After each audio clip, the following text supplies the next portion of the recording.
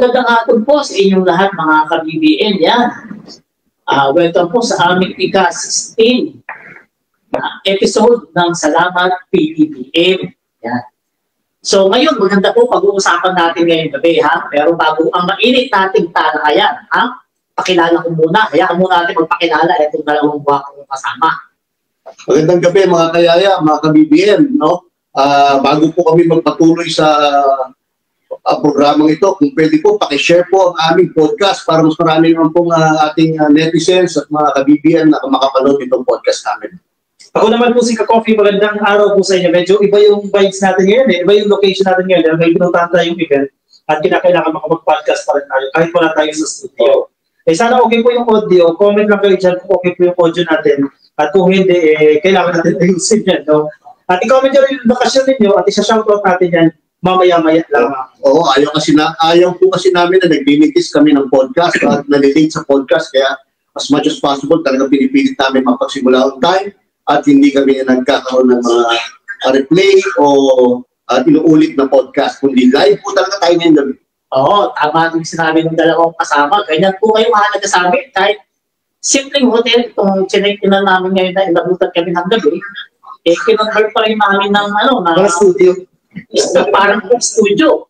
Itong TV, kunyari, saan mo kinuha yan? Yun yung hotel. Kaya, kasi wala naka-display kasi display lang rin talaga yan. Nakikigamit lang po kami. Sana makapaghalid pa rin kami ng balita ng maayos. Kasi madami nangyaring events itong linggo, no? Grabe ngayon, no? In a matter of 4 days, kasama nung linggo, kasi linggo nag-announce si Pangulong Bongbong Marcos tungkol kay Secretary Vince Dizon, no? Tapos to Wednesday, hanggang ngayon, at this very no? Miyerkules pa lang, ha? O Miyerkules pa lang, ang daming nangyayari. Correct. Oo, mga ka-BBM, so umpisa na natin, natin patagalin. Excited po si Yaya, ha? So pag-usapan natin yung naging hearing nung, kailan ba yun? Lunes, hearing sa Senado at kahapon. Doon sa Kongreso, grabe, napakaraming na-expose na mga dapat talaga nalaman ng mga Pilipino. Meron dyan, nalaman natin, yung isang engineer, si Alcantara, district engineer, dating DPWH pala, nag-promote pa dyan. Dating DPWH secretary. Oo, secretary. Si Mark Miller, pa dyan. Tapos meron pa yung viral na yun, ha? Senator Bato, talagang yung mga tanong niya, talagang pangmalakasan, talagang yung pananalita niya, talagang pang-interrogate na, talagang ready na pang-tanungan. Kaso natulala, isang bigla. Natulala. Nung nalaman na, 2016 pala. Nagsimula sa flood control, sila Diskaya. Nakakatawa yung reaction Nahimik bigla Nasaan sa tingin bakit kaya siya nanahimik doon? Ito, yung siyempre, ginagak kaya siya nanahimik sa paa niya? Hindi, na-shock talaga siya. Kasi, teka, panahon niya rin tatay Dico ba? Nandito kami sa Senado para protektahan si Dico. Kung pamalitin si Dico. Pala ito yung research team ni Senator Bato. Kasi, basic kapag examine ka ng isang witness, dapat more or less, alam mo yung... prepared ka na. Prepared ka sa tanong at alam mo more or less kung pwede niya sagot. Pero na-surprise siya dahil ang binanggit ni Sara Diskaya is 2016, which is basically the start of the previous administration. Kambyo agad, hindi na sagot, mana ka rin si Marcoleta. Kasi kung alam kayo, matang panahon ni PBB ang nagsimula yan, marami ka lang po yan. Dalawa niya, 2016. Stop na. Sabi na ko na bakit post. Katulala na, kaya kailangan sumingit ni Senator Tito Soto Tito Soto ba yun? Yun talaga yung malaking ron. Nakakagulat talaga na 2016 pa lang nagsimula yung contract nila sa DPWH sa mga flood control. So, ibig sabihin, kung nagsimula sila ng 2016, doon nagsimula ang lahat ng pagyaman nila. Oo, talaga. Modern yung yaman. Oo. At doon nag-start yung billion na mga kontrata na iilan. Oo. In fact, yung owner, yung Wawaw, yung nagsasabi siya yung owner, si Mr. Arevalo. Nakita niya yung umiyak na doon. Hindi niya alam kung ano gagawin niya o kung ano sasagot niya. Kaya invoke na lang kung ikaw yung may-ari, against some intimidation. kung ikaw yung may-ari, ano ko yung sasabihin sa mga tanong? Pero pag dami ka lang, wala dito talaga masasagot. Magkukuha ka lang talagang kawawa doon kasi takot kang makulong. Kasi kahit anong sabihin mo ron, may tama sa'yo. Or, kung meron kang tinatago, marami kang alam, no, tungkol sa talagang tunay na transaction, gagamitin mo nga yung right against self-incrimination. Ayun nga magturo kasi mamaya balikan siya, di ba? Nang ituturo niya. Pwede kasi gamitin sa kanya yung sa husgado lang, ang sasabihin niya sa sila. So, ngayon, ang husga dyan ng mga kababayan natin, meron talagang itinatago. Kasi bakit ka nga nagagamit ng ganun magtatago sa ganun setup kung malinis ang konsensya mo, kung malinis yung pagyaman mo. Kaso, sa pinuntahan ni PBBM, wawaw talaga yung pamilya mo.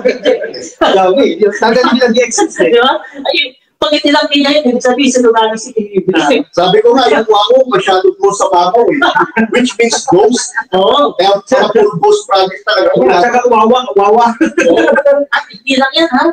Yung isang senador din, talaga kung magkarama. Handa akong ipakulong kamag-anak ko. Wow. Kasi tatay na yung may-ari ng nadadawit na pinagpartneran nila Vizcaya. Sa Davao yan, sa Davao. Sabihin natin, Senator Bongo, di ba? Talaga, kung totoo yung sinasabi niya, ha, na papakulong niya. Maganda Yung yun. kamag-anak niya, oo, kung totoo. Pero, base sa comment section, talagang maraming hindi naniniwala. Kasi tatay mo eh. Diba? Tatay mo. Hindi ako nagkakamali pati kapatid involved sa kanilang transaction. Yung half-brother Brother na yun. Siguro naman kaya nilang depensa ng kanilang sarili tungkol dyan. Oo. Ang dito may Vizcaya, kasi tumatak sa isip ko, ang diskarte kasi dito ni Vizcaya, di ba, dami ng kumpanya. Na nagko-compete yung mga kumpanya niya sa isang bidding.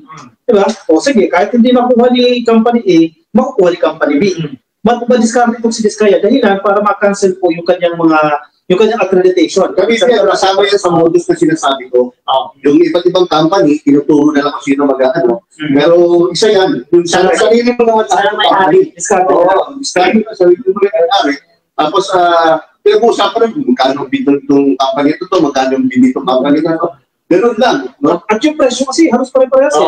50 million, yung project, nagkakapagtag, same location, different location, isa yung presyo. Paano naging magkaparehas siya? Saka meron pa nga dyan, di ba? Kontratista. Siya rin supplier, ang lupit. Walang kawalaning pera. Walang tapon eh, no? Walang kawalaning pera, di ba? Lahat na makalupit ng kontratista na yun, kung talaga kung may genius sa pamilya ko. So, yun ang pinaka-genius. Alam mo ba, siya rin yung mason, siya rin yung portal, siya rin yung Laborero, mga laborero. Alam mo bakit? Ghost nga eh. Paano makatipid ka sa walang awan yan. Ang masaya dyan sa DPWH, kumento ko lang sa DPWH, kasi i-check mo yan eh, nag-exist pa yung project na yan, yung certificate of completion, paano mo pipirmahan yan? Umamin mismo yung si Alcantara, official ng DPWH, na ang mali niya lang daw, hindi niya pinuntahan. Yung site, tapos bigay ka ng certification. Hindi lang siya eh. At dami kasi people pa sa certification na yan. Project engineer, inspecting engineer. Kung ako nagkakamali, pati commission of audit. So talagang kontsyabahan na yan eh. Kaya talagang dapat yung mga involved sa mga flood control anomalies na yan, planter, ay dapat talagang makasuhan at makulong yung mga yan. So, kaya nakakalusog lang dyan, ang dami-dami ng buto rito sa atin. Pero yung Alcantara na yun, malupit magkasino. Nagpapatalo na ng million eh. Oo, at sabi pa, yung isa pang engineer, may Ferrari at Lamborghini. Wow! Isa lang magkano sa Mga kababayan, ang sweldo ko na 50,000. 50,000? District engineer, 50,000. Yung assistant niya, mas mababa. Let's say 40,000. Pero itong dalawang to, nagpapatalo po ng 300 million sa isang araw. At sa isang buwan, 2 o 3 beses nagkakasino. Yes. 50,000 lang sa akin nila. 50,000 lang sa nila. Pero yung side bet nila, magkano? Diba? Yung sahod, hindi naman na magagalaw. Hindi ginagalaw. Kaya nga wala silang pakialam kahit palagi kung makasuot sila kung nakaipon. Mga bilyon, kapag nagpatalo ka po ng mga daan-daang milyon sa casino, ibig sabihin po, bilyonaryo ka po. So ito pala, may nakikita akong video nung di dati Paolo Duterte, inaano niya yung DPW sa panahon niya talagang kurap, may mga busog yung so matagal na pala ito. Ang problema Ano pala niya, meron na yung mga ganyan. Ang problema, hinayaan. Oo nga eh. Diba? Hinayaan. Walang naglakas ng loob. Hindi nagawa ni Digong yan. Oy, Madinias, makinig kayo ha. Hindi nagawa ng tatay Digong nyo yan na ibulgar yung corruption sa DPWH. Only this administration, at lakas ng loob ng presidente mismo, sa harap ng mga mababatas, sasabihin yan, mahiya naman kayo. Itong administrasyon lang ang nakaisip niya, naglakas ng loob. Alam mo bakit? Diba? Kasi ito, base na sa comment section ng video na yun ha. Sinasabi niya, sinasabi ko sa kotse, kaya naman hindi nagawa ni Bigong yan. Kasi may tatamaan doon ng mga kakompi niya. Yun lang. Si Mark Villar, hindi ganyan nakagad din. Pamilya nga. Kayo, system. O, di ba? Yung system. Oo, kay PBBM, walang kaibigan. Kahit sino ba? Walang kamag-anak. Kahit kampi ka. Basta may ginawa kang pagkabuhayan. Kasi nga, hindi naman talaga corrupt si PBBM at kanyang immediate family. Hindi sila nakikisali sa mga ganyang kontrata. Kaya napakalakas ng loob, napakatapang ng ating Pangulo na paimbestigahan talaga yan once and for all. Para malaman kung sino dapat talaga makulong sa mga transaksyon na yan. Pero dito, marami makakaaway si PBBM dito. Sigurado. Marami mga galit. Sigurado yan. Lalo na pag tatamaan na yung mga mababatas, baka pagkais o bagang tayo, jakos natin. Kasi isipin mo lang, sa BBM, yung mga kontraktor mayayaman, yung mga engineer mayayaman, yung mga congressman tatamaan, mga mayayaman. Mag-aangkot ng bagay ng mga yan para sirakin si PBBM. Kasi yun lang naman yan. Oo, kasi kung napatalsik lang si PBBM, kayahin na naman sila. Kaya sigurado mo, makakapas ko ng mga PR practitioners. Lagyan ka na kami ng kumuha ng mga magagaling na PR practitioners para Ay, alam mo, mag-manage ang kanilang reputation. hindi ako nakakamay, parang meron akong bumakal. Meron talaga. Talagang balik na naman naman nila para protektahan din ang kanilang reputasyon, ang kanilang image. No? Kaya lang talagang kahit palagay ko, kahit anong reputation management or image management ang gawin ko dyan, kapag talagang involved ka sa corruption, no? At kasama sa listahan yung companies mo at ikaw ay naging official ng project na yun, talagang ito tatama na rin. Oo, kaya mga bro, Yung concept natin ay medyo hindi daw po. Pwede natin. Sige, wait lang. Saling ano na lang. Sige, paano ba? Pasensya na kayo. Salita. Sige. Pwede na lang tayo. Yan, yan naman. Yung dalawa. Ay, nagaya na lang. Ako, sige. Sila yung magsasalita. So, ito pala. Ayan. Tapos kami ni Joe, mag-share na. Sige ba, i-check natin yung audio. Live tayo eh. Lumagano ba? Mic test, one. Sige ba, check natin. Nakablo eh. Malayo. Kasi nakain ba ng blue? Wala eh. Eh, kaya nakain ng blue eh. Sige ba, i-check mo. Sige ba. Yan ang mic test, one. Mic test. Mic test. Hello. Tanong mo ba kung clear? Clear ba? I-comment ko para maalaman namin kung clear. Hindi sa akin ito, kasi malapit na sa akin. Nasa alaman kami, nasa hotel kami. Wala sa Nasa hotel kami natin. Medyo ma-echo. Hello. Mic test 1, 2, 3. Mic test 1, 2, 3. Oh, ayan. Magbigayan na lang. Magbigayan na lang. Sa'yo, pwede na po. Magbigayan na lang. Magbigayan.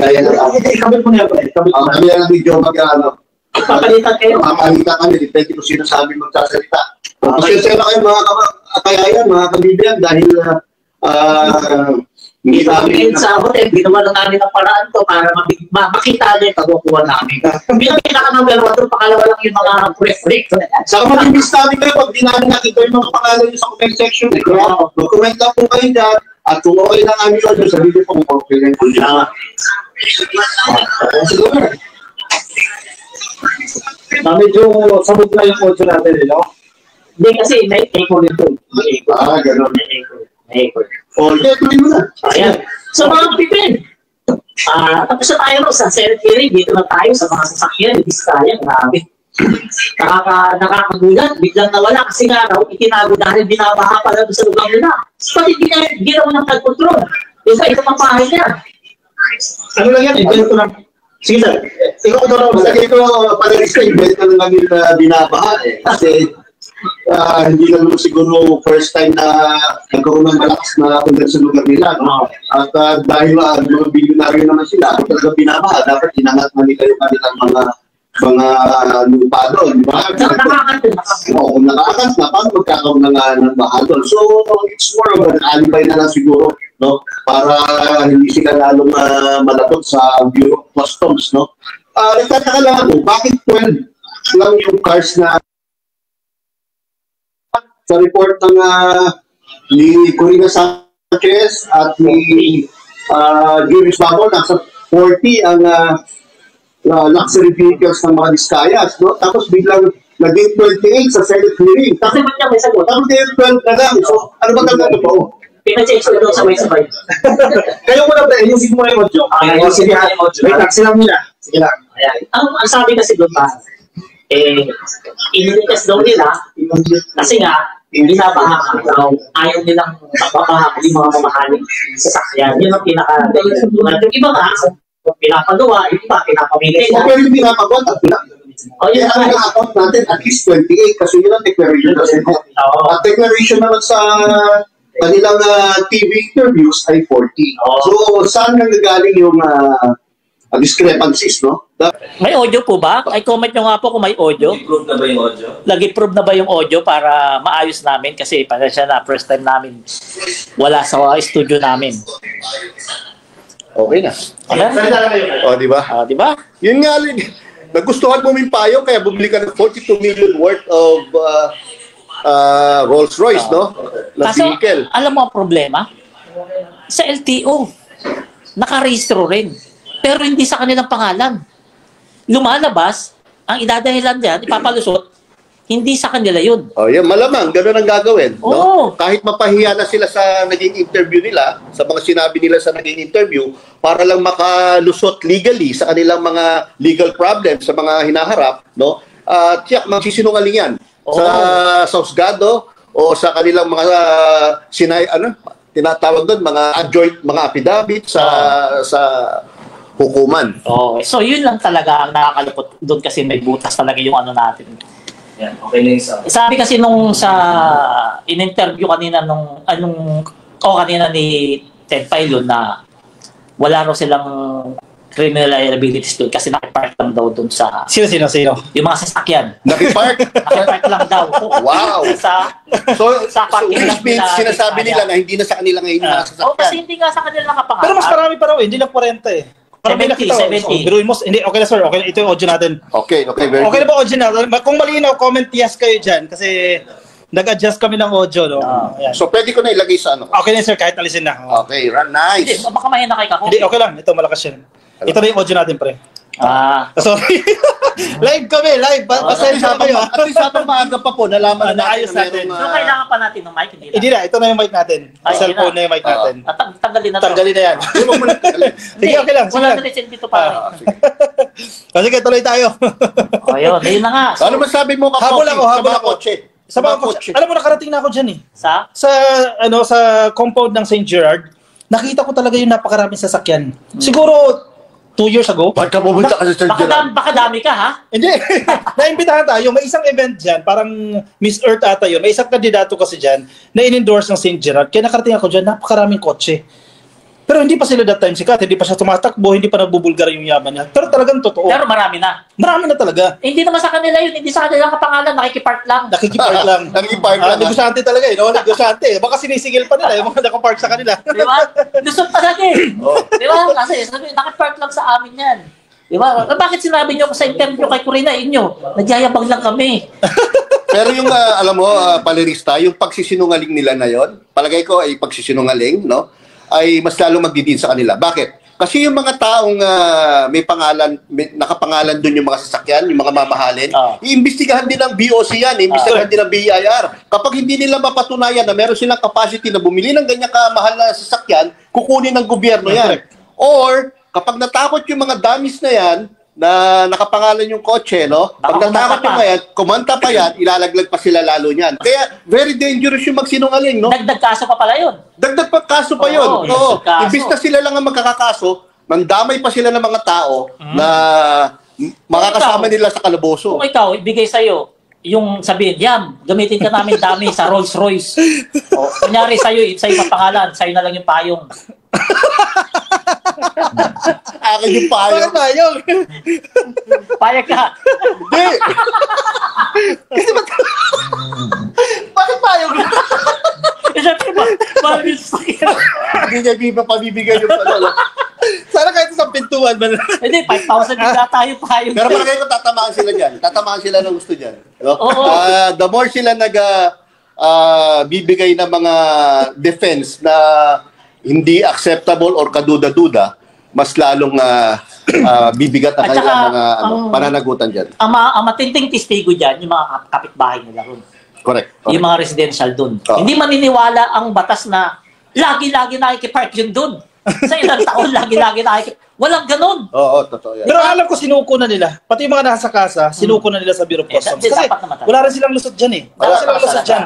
Mauubos lahat ng properties nila, makukuha ng gobyerno yan. Hindi lang yun. Hindi nyo nakuha ng tama yan. No, kung hindi pa nila lalabas ang mga pera nila sa bangko, kung may mga billion-billion sila dyan, at di pa nila nalalabas, kukunin din ng BIR yan. No? Kasi kapag ikaw ay kumikita na sobrang laki, billion-billion, in a short period of time, it's also possible that you're not paying the correct taxes. Correct. Pero naalala ko nung eleksyon, tumakbo siya, ang dami niya mga vlogger, grabe. Ano kaya? Nagsunod-sunod sa kanya, para puri-puri sa mga kay Diskaya. Ang dami niya mga vlogger. Oh. Ngayon, Pero ngayon wala nagtatanggol sa kanyang vlogger niya. ikaw ba naman, Tres? Sige, paano mo ipagtatanggol yan? Hindi. Kaya nga, kahit tatanong ko, bakit nasa yung mga vlogger niya na pupuri sa kanya nung eleksyon. Ang pagkakamali niya, tumakbo siya ng mayor. Naong tuloy lahat. Correct. Hindi. Saka for the first time kasi, kung kailan siya tumakbo na pagka-mayor, doon lang siya nag-register na voter. Ay, grabe, no? Ay, ganun ba? All her life, hindi siya bumuboto. Yan ang nabasa ko All sa her, balita. hindi, baka naman sa ibang lugar siya nabuto. Hindi talaga siya bumuboto. First time siya bumoto dahil takbo siya na bilang mayor. Malinaw yung intention niya kung bakit siya Yun tumakbo. ang nabasa ko kanina ko lang ata nabasa. Ang intention niya, protektahan yung kanyang mga negosyo eh. Kasama na yun. Nauungkat pa, yung Kasi- yaman, galing sa mga Eusebio. Parang natural, usual progression yun ng iyong career bilang successful businessman. Successful may quotation mark yun. Successful businessman is to run for office to protect your interest, business interest, no, and then gain more power. Di ba? Ganun lang yun. Isipin nyo na lang, kung sila yung naging mayor, di ba? Paano na lang kaya yung kaba ng bayan? Di ba? Hindi mo masabi. Kung sila yung naging Kawawang naging Pasig. mayor, kaya Kawawang kung sila Pasig. kayo naging mayor, Kaya tapos swerte ng ganyan pala hindi pala sila honest, di ba? Swerte ng mga taga-Pasig. Buti na lang, yung mga taga-Pasig, kahit maraming ayuda o pera pinamudmod yung kalaban ni Mayor Vico Soto, hindi sila nagpadala sa mga ganun. Mautak din yung mga Binoto pa rin taga-Pasig. nila yung tamang tao. Yung mayor ng Pasig ngayon na si Mayor Vico Soto para pamunuan sila for the next 3 years. Speaking of Vico Soto, yung isang congressman parang mayroong pinanukala na babaan yung pagtakbo ng presidente. 35 years old. Ano masasabi niyo doon? Sa akin, okay lang. Kasi ang leadership skills ay wala naman yan sa Wala length sa of edad yan. experience yan or sa haba ng pinagtrabahuan mo bilang governor, mayor, Si congressman. Cory nga, housewife. Oh, Correct. Di ba? Correct. Totoo. Yung edad 35. Ibang bansa, Singapore, di ba? Mas mga bata-bata pa nga yung mga nanunungkulan. Di na sa Singapore. Marami pang ibang bansa, mas bata yung nanunungkulan. Mas maganda nga mas bata kasi mas active yan eh. Hindi, mas dynamic. Saka iba na kasi ang generation ngayon. Hindi katulad noon. Because siguro yung right now, maraming information na immediately available in just snap of a finger, no? Available na agad ng information. Mas marami nang natututunan ng mga tao ngayon. No? Tapos yung mga technology pa ngayon ay immediately alam ng mga kabataan like Gen Z or millennials na nagbibigay sa kanila ng kakayahan para mamuno, no, sa isang bayan o isang malaking organisasyon. So sana maaprubahan yan yung panukala ng isang congressman na yun na gawing 35 yung pwede na tumakbong presidente. Mapapabilis yung pagiging presidente ni Vico Soto. Oo. Kasi di ba sa recent survey, isa si Vico Soto sa may pinakamataas na rating. Dalawa lang lamang nung pusit ng pusit. kaysa kay Vico Soto. Ay, wala. May balita pa doon sa pusit na tatanggalin kapag si Remulla ay naging ombudsman. Kaya Ang galing gumawa ng chismis. grabe. Nabalitaan niyo ba yan, di ba? Ayan ang narrative ngayon ni Amy Marcos. Ang galing na narrative para lang mapigilan ang pagiging ombudsman ni SOJ Remulla, no? Siguro maraming takot kay SOJ Remulla, lalo na yung mga opisyal ng mga dating administrasyon dahil Nakamasilip. tiyak yan. Diba? Oo. Alam mo naman Alam mo si SOJ Remulla, matapang, matikas yan eh. No? Hindi natatakot yan. Kaya talagang kung meron kang kasalanan dyan, talagang pananagutin ka niyan. Ayan, mga ka-BBM, grabe ngayon na lumabas yung namin, prompter namin. Nice. Mamaya ka nang gabasan ng comment nyo, medyo malayo, hindi kaya ng salamin natin yung ganyan Siguro dito na lang tayo si Kakoti. Dito lang. Ito may comment. Ayan, maraming takot kay Remulla. Oy, si Sunflower, present. Ayan, shoutout sa'yo, Sunflower. Wala ka talagang absent eh, no? Hindi, absent ka ng dalawa na. beses. Ako po. Alam niyo ba si Maria Plateki sa US? Kahapon, chinat ako eh. Oh. Hinahanap niya, bakit di ko mahanap yung podcast nyo? Sabi ko, Tuesday pa lang.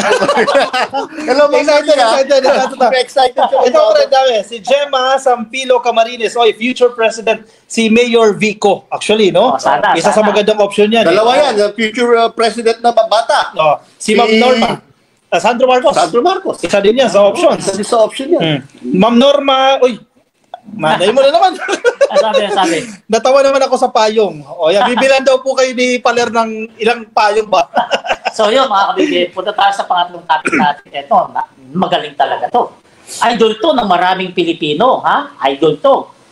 Ito yung bagong itinalaga ni Pangulong Bongbong Marcos sa DPWH na kalihim. Uy, Secretary Vince. Sa katunayan, sa DOTR, marami itong ginawang reforma. Naayos siya talaga ng gusto yung DOTR. Kaya siya yung napiso ni PBBM dalahin sa DPWH. Kasi naniniwala si PBBM na kaya ni Secretary Vince dito niyan. So, pag upo niya ron, ginawa agad ni Secretary Vince, pinag-resign niya yung mga dapat mag-resign. Correct. Oh. Lahat ng mga opisyal. Ayan ganyan talagang pagkakilala natin kay Secretary Vince Dizon. Remember, naging interviewee natin yan, no? Noong third episode ata natin, no? Second episode, no? Si Secretary Vince Dizon. At makikita mo sa kanya, no? Napaka-dynamic talaga na secretary yan. Walang sinasayang na oras. Kaya kung mapapansin nyo, mga kayayam, mga ka-BBM, simula Sunday hanggang ngayon, talagang araw-araw may magandang nangyayari. No? Pagdating sa flood control anomalies na yan, no? Alam mo, pinaka-nagustuhan ko dyan sa ginawa ni Secretary Vince Dizon, pinahinto niya yung ginagawang investigasyon ng DPWH sa sarili ng mga tao. Siyempre nga naman, bakit? Paano ka naman magiging independent? Paano ka naman magkakaroon ng magandang resolution or conclusion sa isang investigasyon kung ikaw mismo nag-imbestiga sa sarili mo? Di ba? Parang ano din yan, House of Representatives. Parang Senate. At saka Senado. Sabi na ni Sandro Marcos, bakit mo imbestigahan yung sarili mo? Kaya nga mga ka-BBN, nung una pa lang pumutok yung mga investigasyon na lang, hindi pa nag-imbestiga Senado, nagsulat na ako sa aking FB account. Sabi ko, dapat hindi na nag-imbestiga ang Senado at Kongreso. No? Dahil posibleng involved din ang legislators natin sa mga flood control anomalies na yan. At ang pinakamaganda mag-imbestiga yan dyan, yung mga government agencies such as NBI at BIR, and ngayon nga, pati Independent BOC, body. Independent body. Yung trabaho talaga nila. Yung binubuo ni PBBM. Yan, isa pang maganda yan. Dahil fact-finding commission na ginagawa ni PBBM. Correct. Ngayon, batit hindi pa lang pwede maging member dyan, si Magalong, yung dating Chief Justice babae, sino yun? Chita Scorpio. Yun, dating ombudsman, dating Associate Justice ng Supreme tapos Court. nachichismis pa, baka raw member din dyan si Torre. Pag may a-arrestuin na. Gusto ko nga, kung ako lang tatanungin, gusto kong chairman dyan si Dick Astig Torre. Feeling ko kasama dyan si General Torre. Mapapasama siya dyan. Sige. May video tayo? Video raw tayo, may video. May video raw kami. Ito, panoorin ko muna.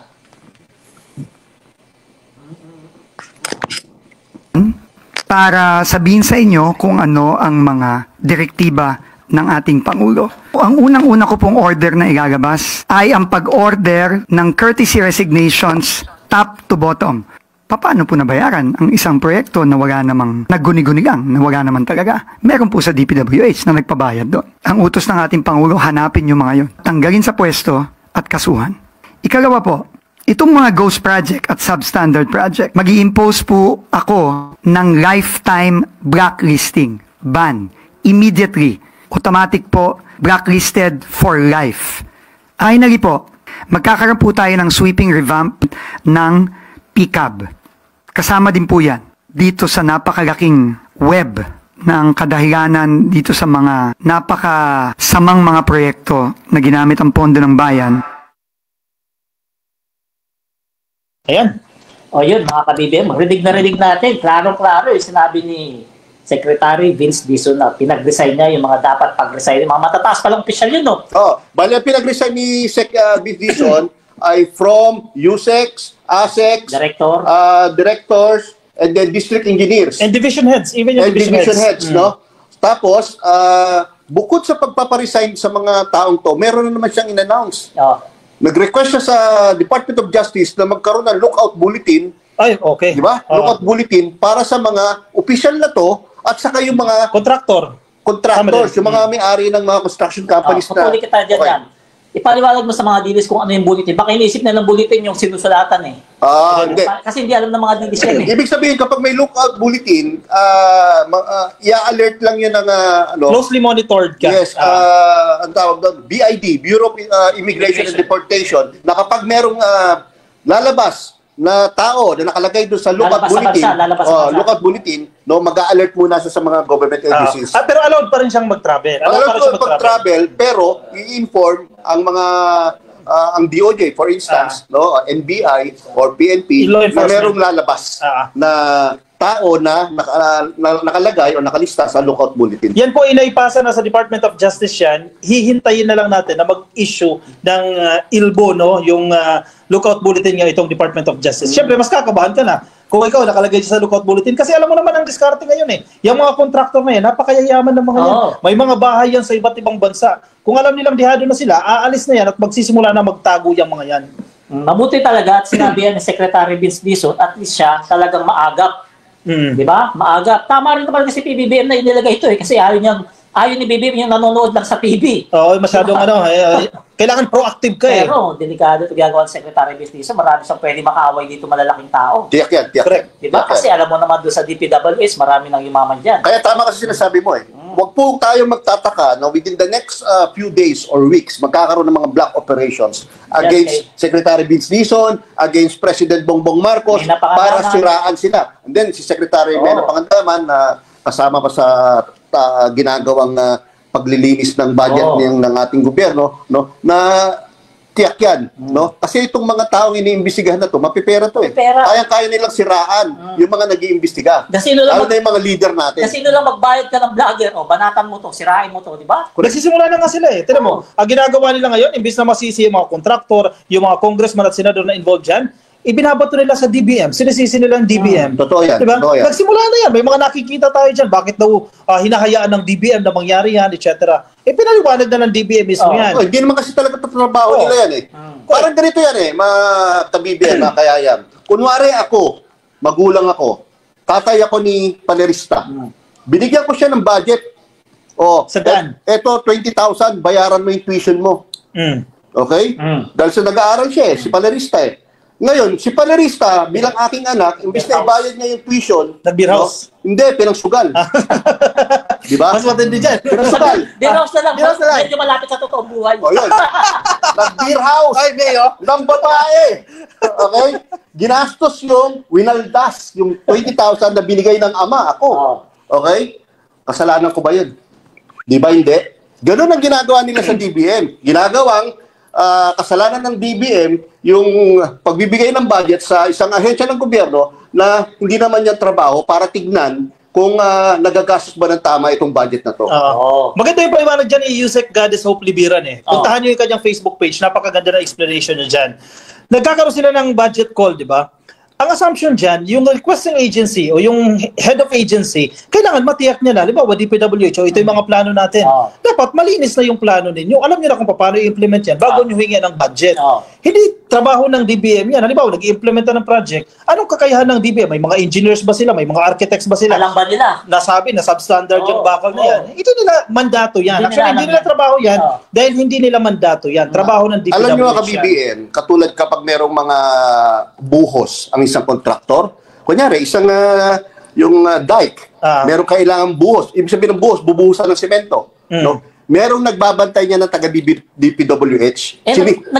Sinisigurado na tama yung yung mixture pa lang ng cement. No? Cement, ganun yung quality ng yung bakal. Yung distansya ng bakal. Correct, yung kapal ng semento. Tinitignan kung tama. Nagkakasino eh. Okay? So, within DPWH, meron talagang internal mechanism para malaman kung standard yung ginagawa ng kontraktor. No? Now, after itong inspectors na to, mga engineers na to, hindi pa natatapos doon ang pag-check kung tama ang ginagawa ng kontraktor. Meron pang mga audits yan. Correct. No? Other internal audits or through COA. Okay? Ngayon, bakit mo sisihin ng DBM?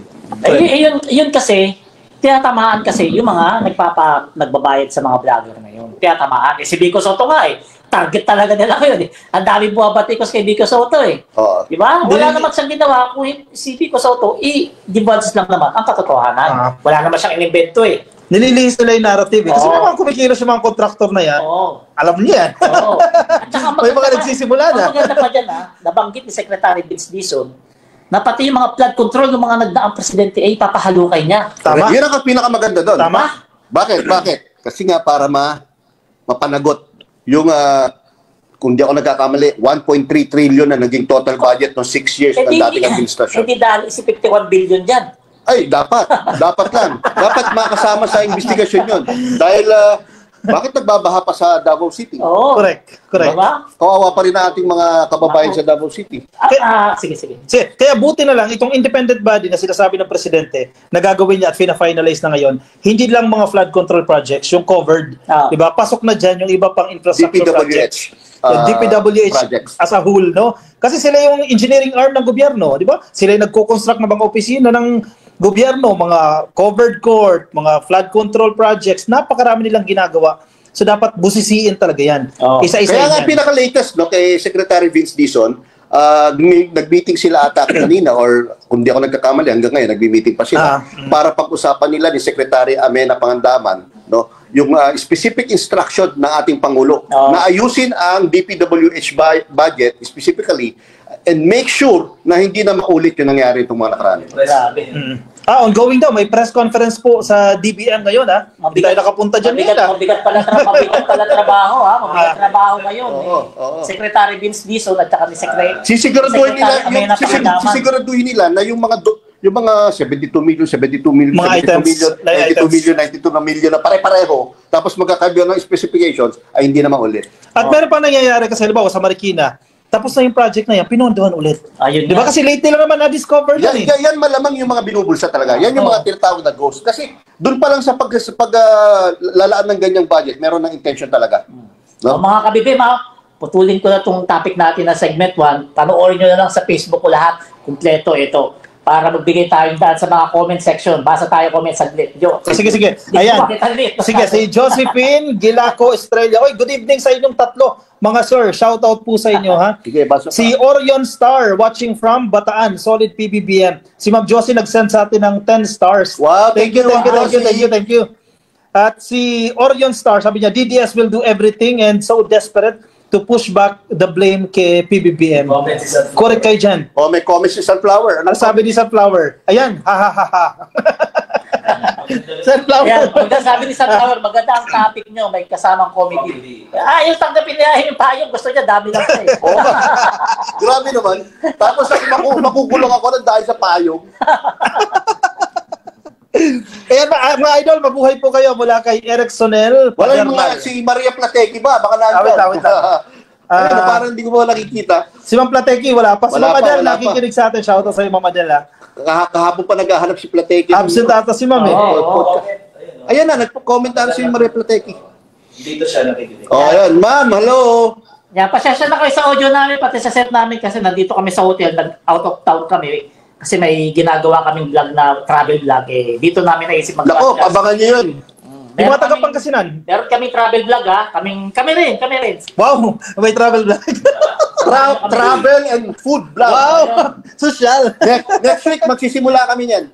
Watch Ayan, out for it. si Ma'am Plateki, nag-comment na sa atin, Kay Ma'am Maria Estrella Plateki, matagal na pala yan, since 1986 to 2022, ngayon lang nalaman, Posible. Correct. Pagkatapos talaga ni Marcos Sr., no? Tama talaga ako from the very beginning na pumutok tong flood control project. Di ba sinabi ko doon, itong flood control projects ginagawang ROI payback ng mga politiko para makabawi sa mga nagastos nila sa eleksyon. Ano ko sa inyo, bakit yung flood control ni Ferdinand Marcos Sr., yung sa may Taytay, yung floodway, buhay pa rin? Siyempre, wala namang corruption nun Di ba? Ilang taon na yun? At saka maganda kasi ng plano ni Marcos Sr. At saka yung ginawa niya, pang long term. Tingnan mo yung mga projects na ginawa niya. Diba? Hanggang ngayon, buhay pa. Specialty hospitals. Bridges. Correct. Dikes. Flood controls. Tapos, eskwelahan. Lahat mga nakatayo pa ngayon dahil sa kagandahan ng ginagawa ng panahon ng dating Pangulong Ferdinand Marcos Sr. Kaya tama lang talaga itong ginagawa ni PBBM na tulungan itong mga kababayan natin sa pamamagitan ng pag-expose itong mga anomalya dito sa... Teka, palirista, putulin na kita. Overtime ka eh. Ay. Kinukuha mo yung oras. Ikaw na. Segment 2 na eh. Parang ka na ba? Masyadong maganda kasi itong topic ni palirista. Pero maganda pa rin to. Sige. Itong topic na susunod natin, tukol sa kay Alcantara, Henry Alcantara, saka kay Bryce Hernandez. Yan ba yung dalawang mayaman? Yan yung dalawang bilyonaryo nagpapatalo ng 300 million sa casino. 300? 300 million. Oh, no? wow. At para, di ba, bawal naman ng mga government officials na pumasok ng casino? Nakaka-apekto kasi government officials sila eh. Hindi. Kaya nga, nagagawa nila pumasok sa casino. Ang ginagawa nila, nag-iba ng pangalan. Mga alias pala. Mga alias, gumawa ng ibang ID. Gano'n. Mautak ka. Mautak. Mayaman yan, saglit lang sa Kaya na eh. Ang dami, ang laki-laki na rekto eh.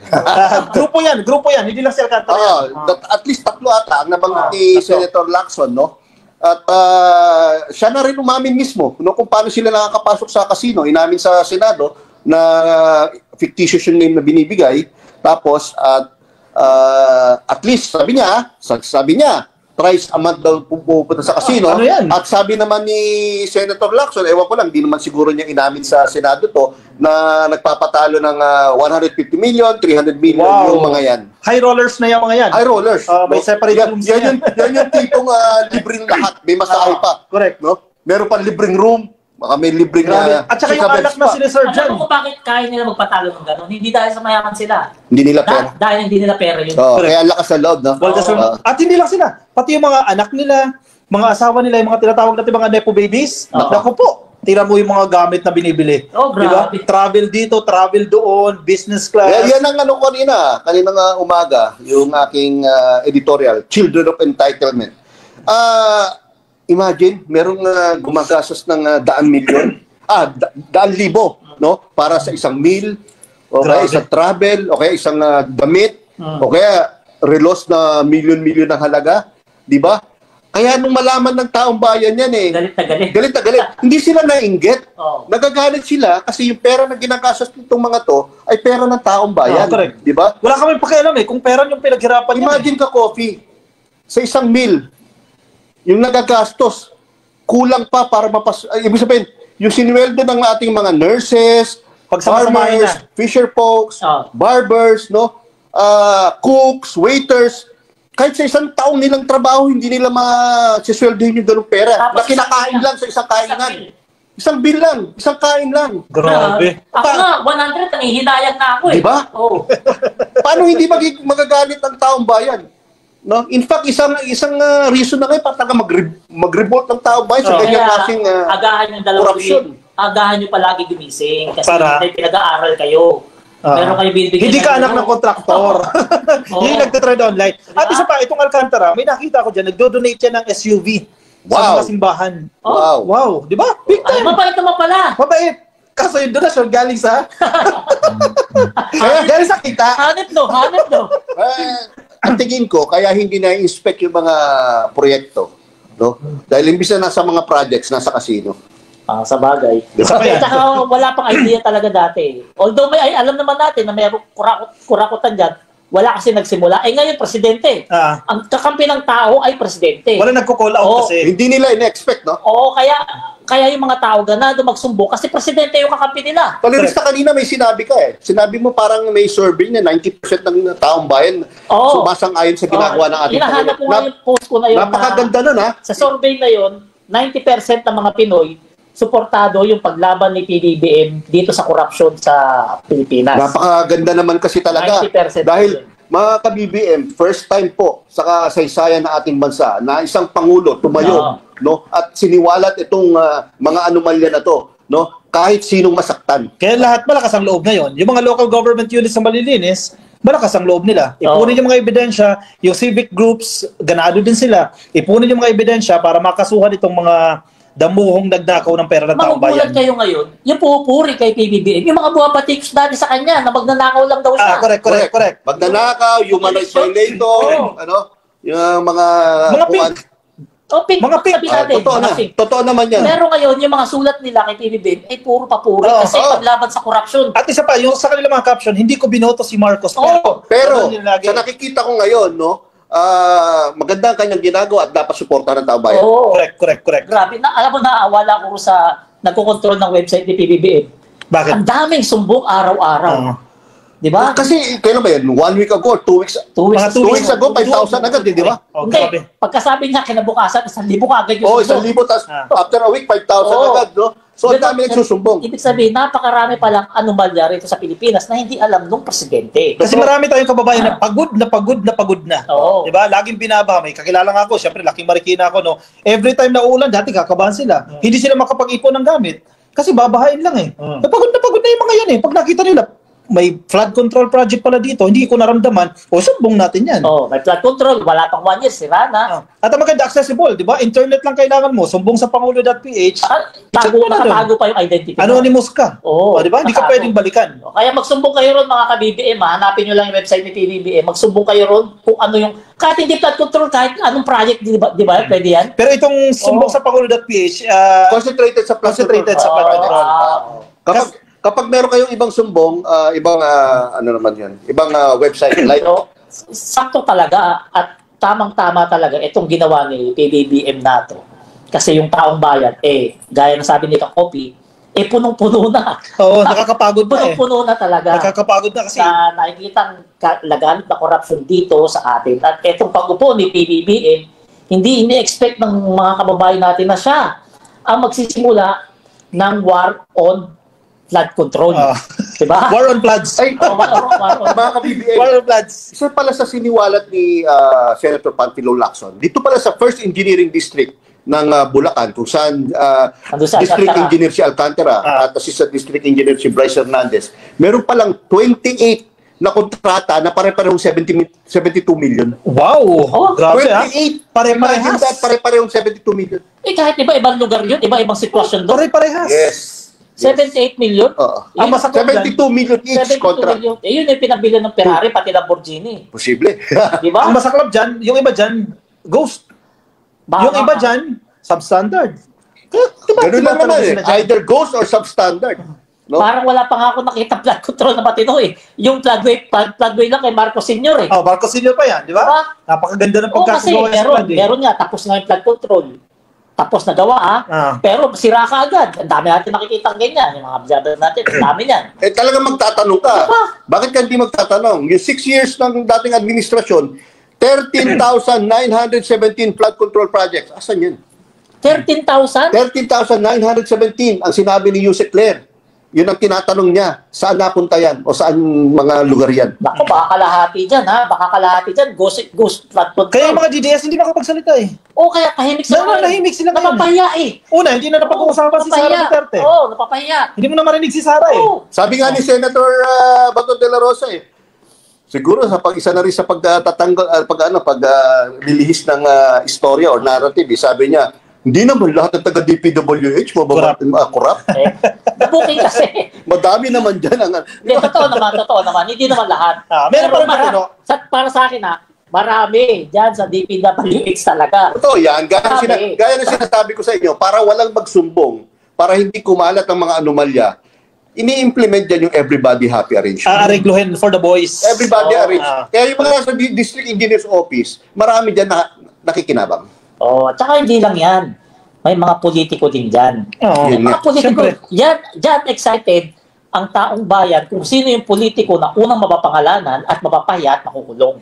Yung mga boy inserts eh. Oo. Yung mga insert na yan. Diyan ang gagaling yung mga yung pagsisimula ng mga project ko. Sige, meron akong 72 million ililipat. Nag-insert ako dyan ng 100 billion ha?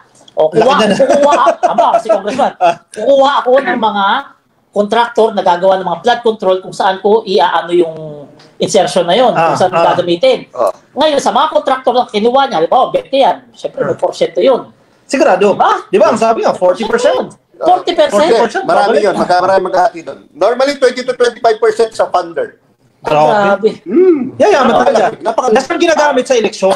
Pambili ng boto. Lahat na, kaya sabi ko, everybody happy. District engineer, yung father, Wala doon o sa politiko. tapos yung mga project engineer, inspecting engineer, tapos auditor. So lahat yan. At saka yung pang charity event, para kunyari mabait.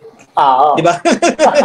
Mamimigay ng relief yan. Grabe. Nakakaawa tong Pilipinas. Isipin nyo na, kung hindi si PBBM ang nanalo, meron kaya presidente na maglalakas ng loob na Gawin yan. isuwalat eto mga korupsyon sa panahon niya. At yung kaya mo Diba? talagang banggain. Meron bang presidente na kayang banggain itong bilyonaryo na mga kontraktor na yan, Oo. mga congressman, mga senador? Wala. Mga ka-BBM, bago tayo high blood ng gusto, doon muna tayo sa good news muna. Sige, good news, good news. Pag-usapan muna natin yung bisita ni PBBM sa Aurora. Ano ba yan? Ano Oo, ba yan? kasi Ano ba meron pumunta si dyan? BBM sa Aurora at kung di ako nagkakamali, pinangunahan niya yung pagbibigay ng ayuda sa mga tourism employees ba tawag? Tama. Tourism workers. Tourism workers. Tourism workers, no? Kasi sila naapektuhan sila ng mga nakaraang bagyo. Marami sa kanilang natigil yung pagtatrabaho dahil sunod-sunod na bagyo. Oo. Kaya binigyan sila ng ayuda ng DSWD, no? And then kasama diyan ng DOT, no? Para naman kahit papaano maibsan yung kanilang kakulangan sa kanilang panggastos. Isa pa dyan, kasabay din yan yung pagbibigay ng loan packages sa mga establishments na may kinalaman sa turismo. Kasi aminin natin sa hindi, isa sa may mababang performance na industriya ang turismo ng Pilipinas ngayon, di ba? Oo. Medyo hindi ganun ka-proactive yung ating kalihim, no? Pero yan po ang tinututukan ng gobyerno natin ngayon. Kasi napag-iiwanan tayo bumaba yung pagbisita ng mga banyaga dito sa Pilipinas para mamasyal. So, Correct. may kulang sa ating mga programa, sa ating mga implementasyon. At ngayon, yan ang presidente na mismo kumikilos, no? Siguro nakukulangan ng presidente sa kalihim ng tourism. Sige, uma-action ng presidente, yan, mga loan packages para sa mga tourism-related establishments. Malaking bagay din po. Oh, malaking bagay 'yon para magkaroon sila ng puhunan uli para mapatakbo yung kanilang mga negosyo, no? Dahil definitely kapag talagang sunod-sunod ang ulan, considering na diyan sa Aurora marami silang mga yung mga resorts, yung mga tourism related activities or businesses, magiging apektado talaga sila sa mga ulan na 'yan. Kasi malaking contribution ng turismo sa ekonomiya ng Pilipinas. Di ba? Kung di ako nagkabali, 8 to 10%. Biruin mo, ng GDP? Napakalaking bagay yan, di ba? Ikaw pa pabayaan natin And then yan. employing millions and millions of Filipinos. So, bumisita pa rin pala si PBBM sa isang eskwelahan dyan sa Aurora National High School para saksihan yung pagbibigay ng mga medical mission. Ito naman yung Yaya. Correct. Oo, Ano ba yan? pero sa Aurora pa rin. Aurora pa rin. Alam mo naman si BBM, pag pupunta sa isang lugar, Lahat gusto na. niya, Tuhog. lahat ng pwede niyang gawin sa lugar na yun, magawa niya na para Oo. hindi masayang kanyang oras. Tuhog na. Meron libreng gamot, libreng check-up na naman pala ron. Oo, totoo. Nahatid ng gobyerno natin. Kasi ang gusto ng presidente, ang gusto ng administrasyon, preventive. Oo. Di ba? Huwag na natin hintayin na magka-cancer ka. Di ba? As early as, bago mag-stage 1, ma-detect na natin, may simptomas ka ng ganitong sakit, umaiwasan na natin yan. Oo. Napakalaking bagay niya, nabibigyan natin ng access yung mga mag-aaral, hindi lang mga estudyante, mga teachers, mga school workers, na mabigyan sila ng access, ma-check up sila, kumusta yung kalusugan nila, para maagapan. Yan ang posibleng objective sakit. ng yakap, no? Prevention, no? Correct. Hindi yung cure, no? So bago pa lang magkasakit, no? Iniwasan na ng ating pamahalaan yon by this project, Correct. no? Pwede ang ating mga kababayan na magpatingin muna, no? Kasi mas malaki yung matitipid ng gobyerno. Oo. Correct. Kapag, Tama. huwag na natin hintayin na magka-cancer ka. Oo, kasi mas maggastos Correct, Di ba? Kapag nagkasakit ka, mas maggastos yun. Oo. Compared sa preventive ang ating approach, no? May iwasan yung pagkakasakit. Kasi gobyerno din sasagot Oo PhilHealth. naman, oo May naman. pera din naman ng gobyerno, Oo. pera ng taong bayan yung So, dyan sa pinagastos. Aurora pala, may mga tourist spot pala dyan. Ang dami. Ba't kaya hindi natin puntahan para sa first episode ng tourism travel natin? Idumiretso na tayo doon. Oo. Doon na tayo mag-podcast. Pwede. Doon na tayo, planuhin nga natin yan, guys. Mapunta tayo Maganda ang Aurora Nakarating ako ng Aurora Napakaganda. Ano yan? Yung Baler Aurora, surfing yan. Ayan. Oo. Pero kasi ako nakapunta dyan. Tapos twice or thrice na ito nakapunta dyan, masarap ang mga pagkain dyan. Wow. Diyan ka makakabili ng mga rock lobster na napakamura. Ng mga seafoods na very, very cheap. At saka maganda yung scenery, yung kabundukan dyan. Correct. Yan yung Sierra Madre, no? Partly. Oh, May bahagi dyan ng parte ng Sierra Madre, no? Napakaganda. Medyo mahaba lang matagal lang ang biyahe, pero it's worth it naman. Parang tinatawag natin sa Batanes yung Marlboro Island. May version din sila dyan sa Aurora. Wow. Sabi ko, one time, nakalimutan ko lang yung lugar Parang masarap dito mag-retire. Kasi ang ganda ng view mo eh. Sa mga kabibiyan, kapag gusto nyo mag-travel domestically, yan, punta rin kayo sa Baler Aurora, maganda po dyan. Isa rin sa mga dinarayo yan ng mga foreign tourists, no? Kaya maganda yung ginawa ng presidente dyan, no? Natulungan yung turismo. No. Kasi kung may assistance ang gobyerno sa industriya ng turismo, mas marami may yung establishments, magtayo sila ng resort, magtayo sila ng hotel, di ba? Kasi nanganganak na ng trabaho yan. Yan yung style ng administrasyon ni PBBM eh. Kaya ka-copy, alam mo, from Aurora, punta naman agad kahapon si BBM sa sa Sambales, Subic. Subic? No? Ano meron doon? Merong inauguration ng Hyundai shipbuilding facility. Shipbuilding, pag sinabi shipbuilding, gagawa ng barko. Yung hindi lang basta barko, malalaking barko talaga Dito to. sa Pilipinas gagawin yan. Yes, Mga cruise, parang cruise eh. Malerista. Oo. Ka-copy yan. So may nag-invest dito sa Pilipinas sa panahon ni PBBM na gagawa ng barko na malalaki. Yes. Ayos. Kasi Good news yan, good news. hindi natin masyadong alam, pero ang Pilipinas pala, isa sa mga top shipbuilding countries sa buong mundo. So parang binabalik lang natin. As a matter of fact, yung dating Hanjin, na merong Korean yan eh, Korean company. merong facility diyan sa Subic. Yun ang tinake over ata nitong yun. Napakalawak niyan. Nakarating na ako dyan sa Hanjin. Napakalawak at napakaraming empleyado. Totoo, libo-libo. Last time napunta ako dyan, siguro 2016, binisita namin yan eh, kasama namin mga Koreano, no? Sabi nga namin, kung magsasara yung kumpanya na yan, pwedeng maging bus line eh. Kasi mga empleyado, kasi nasa isolated area sila eh, pinipick up sila ng bus, napakaraming bus. 100 or 200 buses yan. So kung magsara yung kumpanya na yan, napakaraming empleyado ng Hanjin eh. Actually, maraming ang nawalan ng trabaho dahil nung nagsara ang Hanjin. Maraming nalungkot. Buti nga may nag-take over. At ngayon, unti-unti na ulit mabubuhay yung industriya na yan. At yung nag-invest dyan sa sa Hyundai shipbuilding facility na yan, para mga international investors, malalaki. Meron pang taga-US. Yan yung resulta ng pag-travel-travel ni PBBM doon sa mga bansa na pinupuntahan niya. Alam naman natin, sa bawat bansa na pinupuntahan ni PBBM, may kasama siyang economist niya, mga businessmen, yung business leaders natin. Kumakausap sa mga investor ng bansa na pinupuntahan nila at hinihikayat na mag-invest dito sa atin. At ito na yung isa sa resulta ron na itong Hyundai ay nagtayo rito ng kumpanya.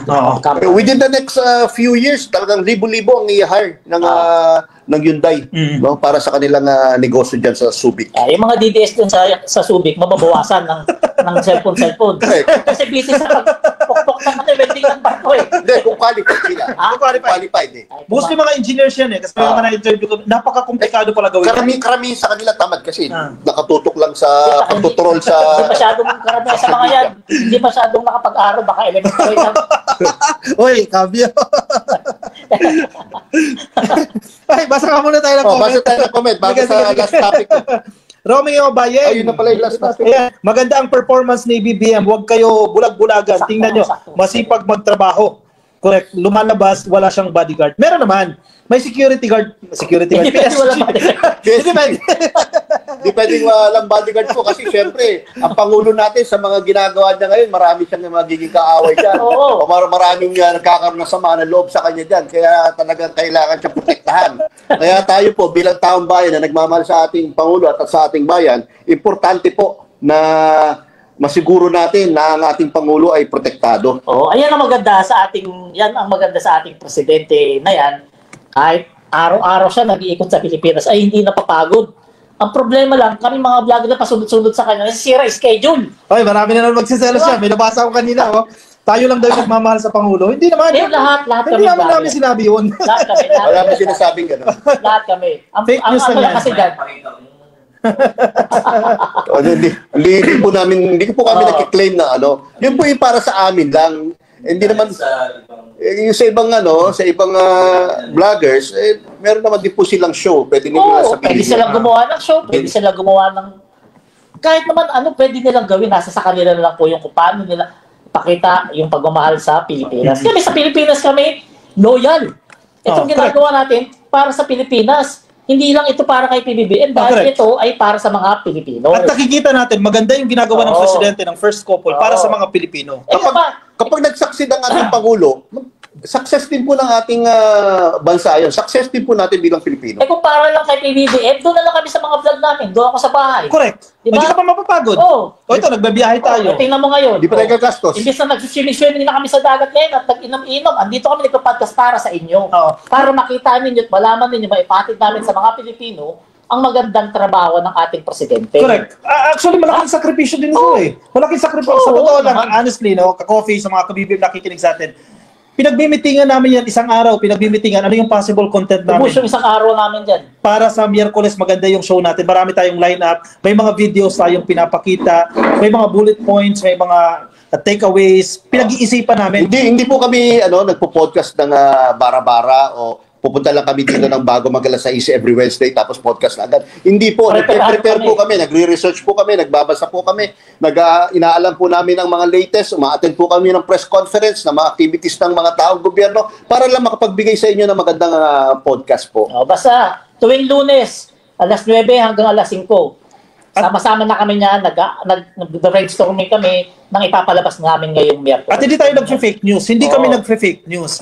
Kung may mga na-offend kami, pero hindi namin intention na i-offend kayo, sabihin na kami lang ang nagmamahal sa presidente. Lahat tayo nagmamahal. Yun nga lang, may kanya-kanya tayong paraan ng pagpapakita ng suporta sa presidente. Gaya ngayon, nandito kami nagbakasyon kami rito para sa first episode ng travel vlog namin.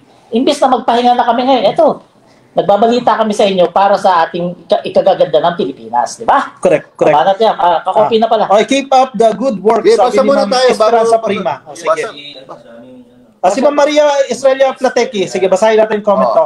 Grabe, believe ako sa kanya, the best siya, ang laki ng pinagbago ng Pilipinas. Ngayon nakikita ko na sa social media, tuloy-tuloy lang po, God bless. Correct.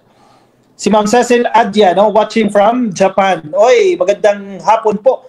Magandang gabi po sa inyo dyan sa Japan. Si Orion Star, mag-organize po kayo ng rally to support PBBM. Anytime po pupunta ang mga tropa. Mukhang hindi na po kailangan yan. Kahit sa social media na lang po tayo mag-support sa ating Pangulo. Dahil mayroon naman po lumalabas na mga surveys na maraming 90%. kumakampi sa ating Pangulo. 90% po. No? So, hindi na po kailangan ng... sa ngayon po, sa palagay. Sa akin palagay lang po. Ayan, si Ma'am Esperanza Prima, watching from Auckland, dyan sa New Zealand. Happy viewing po sa inyo. Si Ma'am Gemma Sampilo Camarines, yes, tama yan, ang Pangulo ay iniaaho ng Pilipinas sa kahirapan. And speaking of kahirapan, sir, may sinasabi ka kanina sa survey. Ay, oo. Recent survey. Oo. Sige, Kaninang umaga, nagkaroon ng press conference si Yusek Claire Castro kasama si Secretary Rex Gatchalian ng DSWD at yung opisyal ng SWS survey. Kung saan, present nila yung naging latest survey ng SWS na sinasabi na 35% ng mga Pilipino ay nagsasabi na guminhawa ang kanilang buhay for the last 1 year. Tumaas yung 35%. Tumaas, ang laki ng tinaas. No? At 24% lang ang sabi na hindi. So, good news pala yan. Napaka-good news. Pero bad news sa kabila. Siyempre. Kasi na naman to isang magandang resulta na naman ng magandang trabaho ng ating Pangulo, kaya bad news sa iba. Pero napaka-good news po yan dahil marami pong nagsasabi na kababayan natin na gumanda ang kanilang buhay for the past 1 year. At nabawasan po ang mga nagugutom. O yung sinasabing kagutuman, bumaba din po by 7%. Alam mo kung bakit? Mahigit around 300,000 families po nawala na doon sa level na nagugutom sila. Alam mo kung bakit? Bakit? Kasi marami nang may trabaho dahil maraming proyekto ang ating presidente at nangangailangan ng labor. Correct. Then saka yung in-implement ng DSWD, Yung mga programa ng DSWD. yung mga ayuda nila sa mga tinatawag na food poor, yung food poor na mga pamilya na nabibigyan ng mga ayuda, kahit papano hindi na sila nagugutom. Hindi na lang natin sasabihin ang kanilang kinakain ni pareho ng mga middle class at yung mga high class na mga membro ng ating society, pero hindi na sila nagugutom. Kaya hindi natin pwede i-underestimate yung tupad, yung mga akap, kasi posible hindi nyo kailangan yan, pero marami tayong mga kababayan na nangangailangan. Kaya dapat hindi itigil yun. Correct. Malaking bagay yan. Basta maayos yung implementasyon, may guidelines, sabi pa ng DBA, basta malinaw yung guidelines, i-release yung pondo na yan. Kasi marami nakikinabang dyan. Yung mga food poor yan natin binibigyan ng card. Yun nagpunta tayo sa DSWD, nakita natin kung paano mag-prepare yung DSWD doon sa mga food pack na binibigay mo sa mga kababayan. Talagang hands-on, malinis. Pag may sakuna yan sa NROC. Dahil good job sa DSWD, saludo ka. At malaking bagay din dyan yung 20 pesos per kilo na bigas. Naman, lahat. Yung kadiwa, malaking factor yan kung bakit maraming Pilipino, pakiramdam nila, gumanda yung kanilang buhay. At Ang dami. Yung 20 pesos na bigas, nakasave ang mga Pilipino. Yung mga libre sa transportation o discount sa transportation, nakakasave ang mga Pilipino. Na yung pera na sisave nila, nagagamit nila sa ibang gastusin. Isipin mo, sabi ni Secretary Business sa Lagbas, 350 na sisave ng isang buong pamilya sa isang araw. Labas. Mapakalaking bagay nun. Diba? No?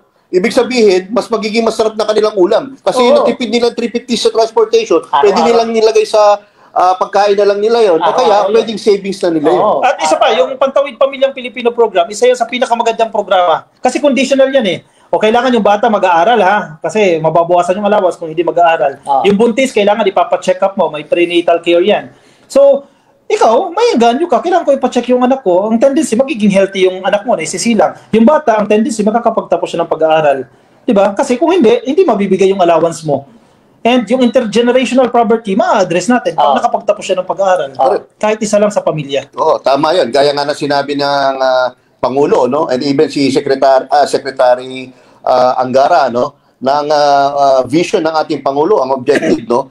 Ay magkaroon ng isang graduate sa kada pamilya. Kada pamilya lang. Dahil education is a great equalizer, no? Nakikita nila na kapag merong isa man lang na graduate sa isang pamilya, possibility or probability na umangat ang kanilang buhay ay magiging malaki. Baka sabihin nyo, fake news na naman kami. Ang nag-survey niyan ay SWS, which is tama naman yung mga lumabas na sa mga newspapers. Hindi po namin yan invento sa kami. Sip-sip na naman itong tatlo na ito. Yan ay totoo, talagang nababawasan na ang kahirapan dito sa atin kahit paano sa panunungkulan ni President Bongbong Marcos. Correct. Sige, mag-proceed tayo sa segment 3. Ang bilis ng oras, 7:08 na. Si Pangulong Bongbong Marcos nagpunta rin ng Bataan. Bataan din, kasi yun ang sinasabi sa'yo, tuhog-tuhog yan. Kanina, Aurora. Sa bagay, magkalapit lang din. Tapos Sambales. Punta siya ng Bataan. Tapos, pinasyalan niya yung isang ospital dyan. At kailangan matiyak niya na ini-implement yung zero balance billing policy ng gobyerno. Ibig sabihin, kapag ikaw ay na-confine, nagkasakit, dinala ka sa government hospital, DOH hospital yan, libre, wala kang babayaran. Dapat DOH hospital, hindi po yung private hospitals, no? May video tayo niyan. Sige, pwede natin pakita. Lex, ready na ba yung video natin dyan? At sige, habang piniprepare ni Alex yung video natin, no? Sige. Halos 3,2,976 ng pasyente na natulungan ng zero balance billing. Talagang napakalaking bagay. Kung makita mo naman na people have come, kaya ang dami nang pumupunta sa hospital ngayon. Yung mga dating nagdadalawang isip bago magpa-hospital, bago magpatingin, wala nang problema ngayon yun. And that's why I'm very happy that we are instituting this program. I think it's been a long time coming. And malapit na tayo umabot talaga sa universal healthcare. Basta na-admit kayo sa amin, sa basic accommodation, wala kayong babayaran. Hindi tayo pababayaan ng ating mga health workers. So we will get there. We'll get there. Yan, basta basic accommodation wala po kayong babayaran. Ang maganda rito sa hospital na yan dyan sa Bataan, no? Yung style nila ng implementation ng zero balance billing policy, no? Sila na yung lalapit doon sa pasyente. Halimbawa, naka-confine ka. Siyempre, may records naman sila. 2 days na lang, 3 days, di-discharge ka na, palalabasin ka na. Yung mismong hospital staff na ang lalapit sa'yo, ipoproseso ka na. Ibig sabihin, hindi ka na pipila doon sa cashier. Usually kasi doon humahaba yung pila kasi may mga interviews pa. Hindi ka na pipila. Naka-ready ka na. Yung ginhawa para sa pasyente, malaking bagay yan. At yan ang gusto ng presidente. I-implement natin yan sa buong Pilipinas. Itong best practices na ito, dyan sa Bataan, i-implement natin yan sa buong Pilipinas. Ang ganda. Alam mo si Pangulo, no, kung papansin mo, for every opportunity na masasabi niya yung tungkol sa zero balance billing, sinasabi niya. Kanina, nagkaroon ng oath-taking ang bagong officials ng League of Governors. No? Yan din ang isa sa mga binili niya sa mga gobernador, no, na siguraduhin ma-implement ng maayos ang zero balance billing sa mga ospital na nasa kanilang lugar. Si Tamayo, yan yung sa Cotabato, yan yung sinasabi niyo na walang cashier, yung ospital na nag-trending na walang cashier. Galing no? Partido Federal ng Pilipinas. Paano walang cashier kapag nagpagamot ka, wala ka talagang Wala kang babayaran. Wala kasi mabayaran talaga. Lahat. Kaya hindi mo na kailangan ng Kumbaga si Governor Tamayo, years niya nang ginagawa sa kanyang probinsya. Saan? Cotabato yan. Cotabato, grabe. South ata or North? Parang South Cotabato. Magaling yun, magaling So, si Governor using that model, no, na-implement ng ating Pangulo, yung zero balance billing. At ito pang binalita ng ating Pangulo, kung di ako nagkakamali, kahapon din, or kanina, no, sinabi ng Pangulo na 80% na ang implementation ng universal healthcare. 80%. 80% na yung 20% kanilang na lang. implementation. So, ibig sabihin, konti na lang, 20% na lang. At hindi ako magtataka, bago bumaba sa pwesto si Pangulong Bongbong Marcos sa 2028, fully implemented na yung universal healthcare. Kasi noon, pag sinabi universal healthcare, pangkalahatan yan eh. Pero previous administration, marami nagsasabi, puro kayo universal healthcare, hindi ko naman ramdam eh. Ngayon, ramdam mo. Ramdam na 80%. May mga hindi pa, pero eventually, maabot din natin yan. 100%. Kakopi, paano hindi mo mararamdaman? Ang dami nating nakitang mga examples, no? 400,000, 500,000, 600,000, 700,000 na billing sa ospital. Nagiging zero. Correct. So isipin ninyo kung hindi pa si PBBM ang naging presidente, hindi ma-expose yung mga anomalya sa mga corruption sa flood control. Correct. Hindi mararanasan ng mga simpleng Pilipino na mga mahihirap yung zero billing na yan. Zero balance billing. Zero balance billing, di ba? O, isipin na lang po ninyo, sa dami ng buwabanat kay PBBM, di ba? Hindi sila nagtatagumpay kasi si PBBM, tama yung ginagawa niya. Hindi ba kayo nadadala? Diba? Tama yung ginagawa yung sa niya. transportation yan, di ba? Yung 50% discount sa mga estudyante. Malaking bagay niya. Senior citizens and PWD, Isa no? labas nga libre. Labas. At sinigurado pang mauna ang Cebu at Davao City, no? Kung saan naging hindi maganda ang resulta ng alyansa candidates, no? Sila pa inuna ng ating Pangulo para maramdaman nila ang serbisyong ramdam ng ating Pangulo. Kaya hindi Manila-centric kasi may ang claims ng iba. Puro naman kayo Manila. O yan, labas. Sinimulan na sa inyo yan. Di ba? May mga railway projects din sa ibang lugar sa Pilipinas. Doon din ginagawa yan. Alam mo, sa dami ng magandang proyekto ni PBBM, parang ang hirap na ibalita sabay-sabay kulang yung isa't kalahating oras natin. Correct. Buong araw, buong linggo. Actually, Valerista, ang dami nating hindi maisasama sa ngayon, no? Kahit ang dami pang magandang balita, hindi natin maisama dahil syempre limited lang yung time natin. May magkukomment na naman dyan. Pwede ba 4 na oras na lang kayo? Hindi, mahirap naman. Sige, move on tayo sa next topic. Bukod sa pinuntahan ng Presidente yung hospital dyan sa Bataan, no, pinasyalan niya rin po itong One Bataan Bagong Pilipinas Integrated Action Center. Ayan, One Bataan Bagong Pilipinas Integrated Action Center. Parang napuntahan natin yan Napunta na ba natin yan? Yung sa San Juan? Hindi, ito sa Balanga Bataan. Hindi ko kasama ka, Kobe. Hindi pa ako kasama. Nung nagpunta si Sec Mina ng DBM, no? Nagkataong kinover natin yung bisita niya diyan sa Balanga Bataan at nakita natin niya integrated action center. Napakaganda niyan. May video. May video raw tayo. Sige, let's i-play natin yung video para makita nila.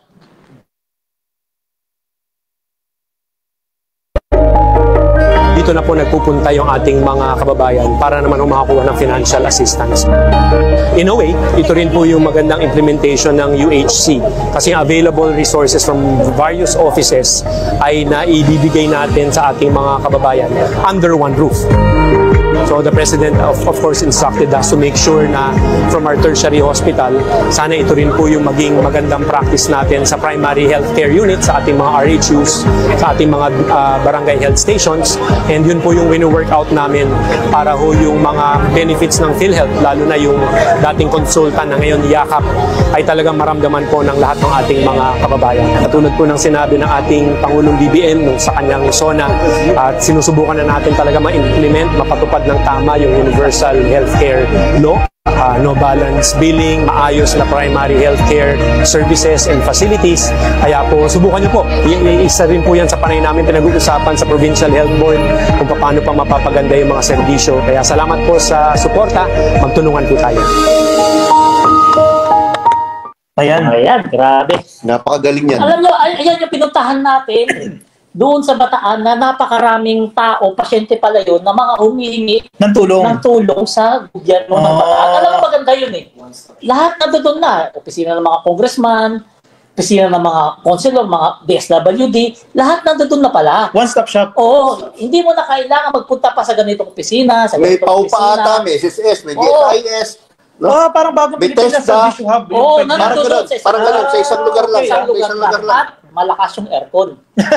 Yun ang importante Tama. doon. Malakas yung aircon. At si Secretary Mina, meron doon kinausap na 2 pasyente na Binigyan agad ng tulong. agad-agad nabigyan ng tulong. Kasi cancer yung isa na-aksidente sa motor.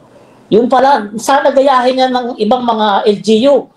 Yung one-stop shop dyan sa Bataan na lahat pala, nandiyan na talaga. O para hindi napapahirapan. Kasi kung ikaw hihingi ng tulong, may pinagdadaanan ka, Oo. di ba? At kailangan mo kaya kahihingi. So dapat, ang gobyerno, mas nakakaangat ka na sa nanghihingi, ayusin mo na lahat ng ibibigay. Oo. Huwag mo na pabalik-balikin, huwag mo na Oo. paikot-ikutin, nandiyan na lahat. Ibig sabihin, kung hindi man dalhin sa iyo yung serbisyo, yan ang laging gustong gawin ng Pangulong Oo. Bongbong Marcos, pwede ka naman pumunta dito na lahat ng kailangan mo, makukuha. Andyan Andun na. na. Andun na. One-stop shop.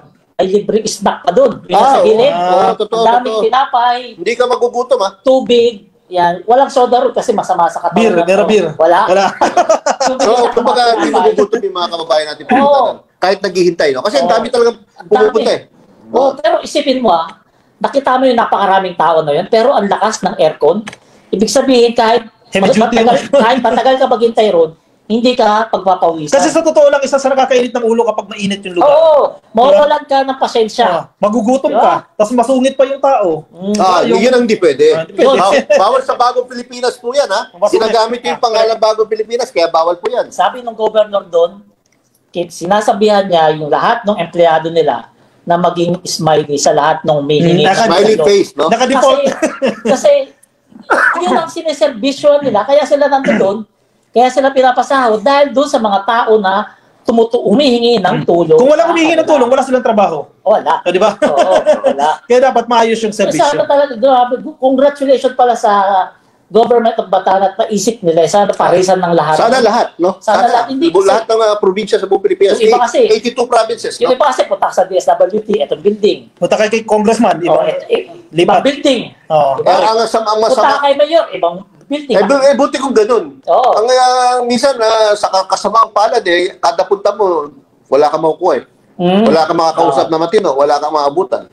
Yun lang. Dito, sa ginawa nilang yan, 100% sigurado ko may makukuha yung pasyente pag nagpunta dyan. Ayan, okay. So magandang practices Yeah. yan dyan sa Oo. Bataan. At natutuwa ang presidente dyan. So iduduplicate ulit yan sa iba't ibang mga probinsya. Sige, last topic tayo. Para Basa muna tayo. Sige, basa. Ito lang kanina ko pa gusto basahin. Paulina Raot-Raot.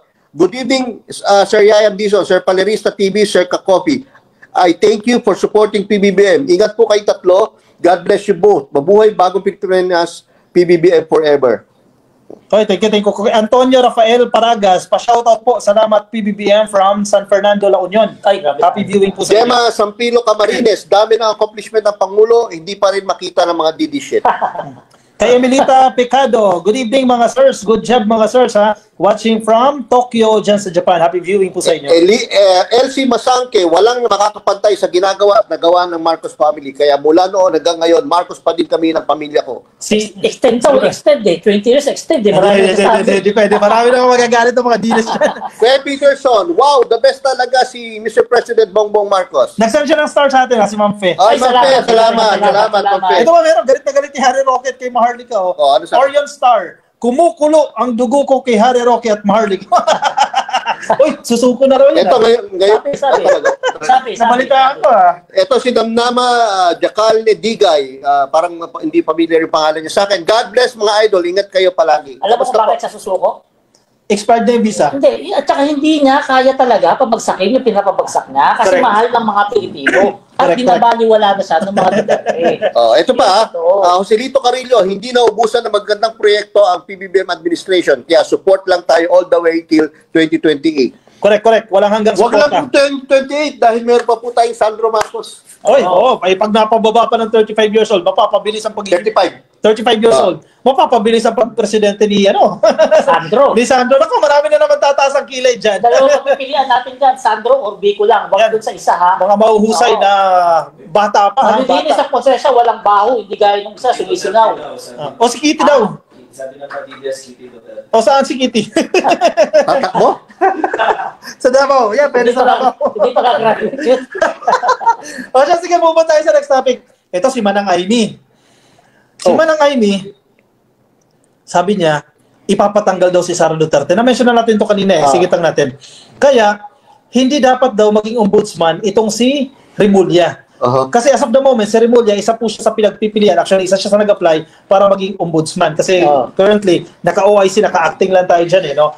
So, ang narrative nila ngayon, wag natin paupuin si Remulla kasi once na maupo na yan, pag-iinitan si Sara Duterte, kakalkalin yung mga kaso at tuluyan ng matatanggal sa gobyerno si Sara Duterte. At alam niyo ang consequences yan, pag natanggal yan, hindi ka makakatakbo ng iba pang posisyon. Diba? O kasiraan ni Sara Duterte yan. Yan ang narrative ngayon ni Manang Aimee. O anong take nyo dyan? Anong masasabi nyo dyan? Ako masasabi ko lang dyan Ito si Senator Aimee Marcos, hindi na lang gawin yung trabaho sa Senado. Correct. Bakit pinag-aksyahan niya ng panahon si VP Sara na hindi na rin naman nagtatrabaho? Sa Vice President, puro lang travel ng travel. Kung ako yan, di ko paniwalaan yan, mga kababayan. Tanga lang maniniwala nito. Hindi ko paniniwalaan yan. Alam niyo bakit? Kasi this is the same senator na sinabing nandaya si Senator, Attorney Benhar Abalos doon naka-eleksyon.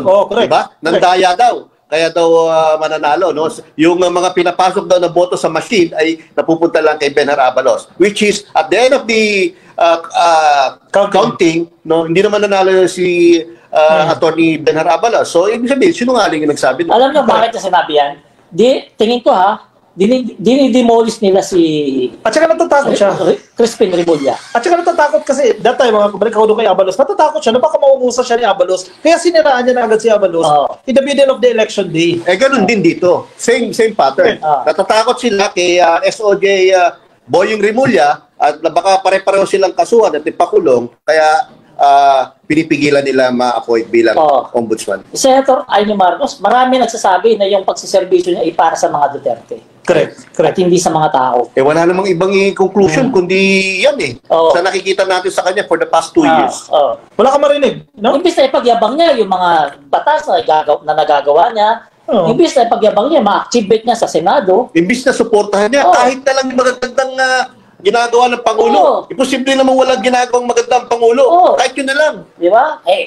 Palibasa, marami nagsasabi, inggit siya sa kapatid niya dahil naging presidente. Alam niyo ba yung balibalita? Supposedly, di ba ang daming disqualification that time, 2022 elections, ang daming disqualification sa PBBM. Hoping pala si Aimee Marcos doon na kung talaga mag-push yung disqualification, ibig sabihin ma-disqualified si PBBM, siya ang papalit. May ambition pala maging presidente. Hindi rin siya iboboto kasi mahina siya. Malayo siya sa kapatid niya, hindi siya iboboto. Hindi gano'n yung kalakas yung amor, no? Amor sa taong bayan. Malayo. Malayo yung karisma niya, yung talino niya, yung husay niya, at yung bait. Ugali. At layo kay PBBM. Tingnan natin kung magiging effective siya sa pagharang kay Remulla para maging ombudsman. Pero sa tingin ko, hindi naman maniniwala dyan yung mga kababayan natin kasi hindi naman talaga ganun pinag-usapan kasi kababayan natin nakatutok doon sa flood control. Tama. Kasi baka makalimutan. Ito, i-shoutout muna natin. Sige, last topic na naman yun Ka-Coffee, sabi niya, I've been watching Salamat PBBM from day 1. Oh, wow. Shout-out po. Watching from Toronto, Canada, si Ma'am Eileen Shane. Wow, Ma'am Eileen Shane, salamat po. Sabi ni Mark, papaliris na sir, napatunayan na nagnakaw si Sara Duterte, bitay agad. Pag napatunayan. Hindi, bawal. Wala sa konstitusyon. Joy Araos, good job. Sana tuloy-tuloy na yan. Sab Tirona, God bless PBBM. Mabuhay ang bagong Pilipinas. Mabuhay din po kayo. Sabi ni Shirley Francisco, si Senator Aimee ang Marcos na hindi maganda ang ugali, panira. Sabi niya, beto ko yan, ha? Sabi ni Joselito Carrillo, sana maaprobahan yung panukalang pag-amyenda sa Constitution at may baba ang age na requirement sa pagtakbong presidente at vice-presidente. Sana nga po. Ayun yan, ang taong bayan kasi medyo allergic Kapag narinig nila na babaguhin ang konstitusyon medyo tumataas ang kilay niyan Pero kailangan maintindihan kasi yun naman ang pinanggagalingan ng taong bayan Ito, follower ko na talaga masugid. Shirley Erom Francisco. Yan si Aimee ang Marcos na hindi maganda ugali, panira. Correct. Potensyana Galamgam. Toy, ang lakas ng ulan dito sa amin sa Tiague. Diyan po sa Isabela. Ingat po kayo. May basher tayo. Sino? Hindi, ang ganda ng podcast nyo, hindi halatang sip-sip kayong tatlo. Sip-sip talaga. Kasi maganda yung ginagawa. Alam naman yung balita namin. Alam mo kung kami sip-sip. Doon kami sipsip kay Pusit. Wala kang trabaho yun. Diba? Kasi may ginagawa. At Oo. pinabalita natin yung magandang ginagawa ng administrasyon. Iba ang pagsisipsip sa nagbabalita. At sa pagsasabi ng totoo. At pagsasabi ng totoo. Ang sipsip, yung mga dinis vlogger na wala na nga trabaho, paray pa rin ang papuri. Correct. Yun ang mga sipsip. Kami, cute lang kami doon. Diba? Gwapo cute. O gwapo, diba? Hindi kami sipsip. Diba? Tuwa na lang si Aya mo. Orion Star, kumukulo din ang dugo ko kay Aimee. O, tingnan mo. Galit na galit kay Aimee, no? Alam mo, Ay, teka, ito may siya. Shakira Bacuero, shout out po sa mga idol. Sana po magkaroon kayo ng photo op kasama si PBM at Ethel kasi good job po kayo. Tinutulungan nyo ang ating presidente sa mga magandang projects niya at future projects na wala sa mga media. gusto rin namin yan. Sana. Hinihintay pa namin Hopefully, next. yung request ni PBM sa aming tatlong. Pahay kami ng- Wala pa tayo natatanggap na Wala pa, request eh. wala pa. Busy kasi. Siya pa yung magre-request. Sabihin na naman niya, kapal na buwan. Yung basher natin, grabe naman. Nasa kapal na buwan. Kasi hindi pa nagsisend ng request. Malapit na po. Magugulat na lang kayo. Malapit-lapit na yan. Baka magulat kayo. Ni-interview na namin siya sa kanyang podcast. Ako, marami na Hindi magsasaya lang sa atin yan. hindi lang namin ina-announce yung mga maganda nangyayari sa podcast namin kasi baka ma-pre-em. Alam mo, Maudlot. maraming Sige. evil eye, di ba? Maraming evil eye. Kaya ginugulat na lang namin ang sambayanan sa achievement ni Pangulong Bongbong Marcos. At hindi tayo nang-aaway ng Baka vloggers. sabihin nila, achievement natin. Hindi tayo nang-aaway ng vloggers. Hindi. Never kaming nang-aaway ng vloggers. Mga kaibigan po natin, mga club Kaibigan vloggers, natin lalo yung yan. mga PBBM, mga vloggers. Yung mga dinis vlogger, mga kaibigan din namin iba dyan, alam nila nangaasar lang kami. Lalo na ako. Nangaasar lang ako, pero hindi ko sila inaaway. Pag nagkikita kami sa isang lugar, ayun. Hi, hello. Kaya tapos plastikan. Ang ganda na ng bida mo. Nilaglag na din eh. Joke lang yun. Hindi, Hindi kami nang-aaway ng vloggers, no? Nagpapakita kami ng suporta the same way sila din nagpapakita ng suporta. It's just that may mga kakaiba tayong opinion sa iba't ibang bagay. Respetuhan na lang po. Respetuhan lang. Respect lang.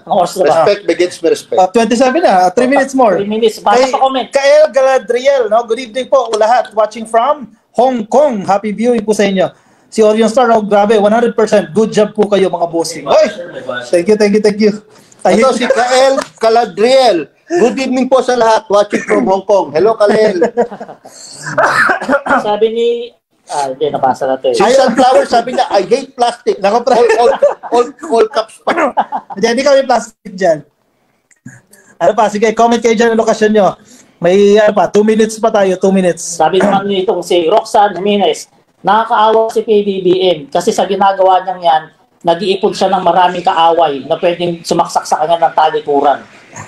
Si Halima Al-Hashami from Iran yan. Si Bebang, si Levi at Kawili Pader. Hello, guys. Ito kay Sparky Beth Agne. Oy, good evening po. Thank you for inviting me here. God bless po to all Filipinos, especially our beloved PBBM. Oy, correct. Kaya i-share niyo po yung video natin kasi para marami po tayong maabot. Irene Subkang, watching from Muntinlupa. God bless everyone.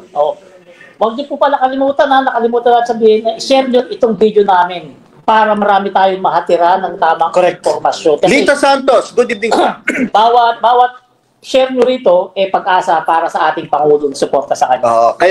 More than any time in our history, more than any time in PBBM's administration, ngayon po niya talaga kailangan ng ating suporta dahil kailangan po talagang matuldukan na ang pwede bang gumamit ng word na kahayupan? Ako rin, pwede. Ang kahayupan, ang kawalang-hiyaan.